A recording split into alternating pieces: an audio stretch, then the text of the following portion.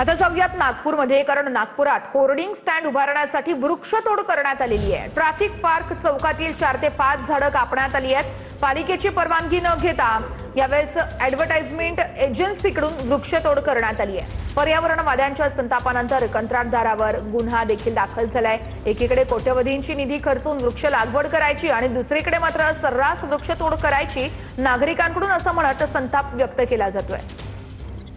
वृक्ष लागवडीसाठी सरकारकडून मोठ्या प्रमाणामध्ये पैसा खर्च केला जातो आणि ही वृक्ष संवर्धन करण्याची मोहीम सुद्धा राबवली जाते। मात्र अशा प्रकारे होर्डिंग्स लावण्यासाठी जर अशा प्रकारे आपण जर या ठिकाणी बघितलं तर हे अडथळा ठरणारे जे झाडं जी आहेत ती कापली जात असेल तर याला काय म्हणायचं, अशा प्रकारचे प्रश्न जे आहेत ते निर्माण झालेले आहेत। आपण ट्रॅफिक चिल्ड्रन पार्कच्या चौकामध्ये आहोत आणि या ठिकाणी 3 ते 4 झाडं जी आहेत ती कापले गेल्याचं चित्र आपल्याला या ठिकाणी पाहायला मिळते आहे। आता पर्यावरणवादी या गोष्टीचा विरोध करत आहे आणि यांच्या विरोधात गुन्हा दाखल व्हावा अशा प्रकारची पर्यावरणवाद्यांकडून केली जात असल्याचं पाहायला मिळते आहे।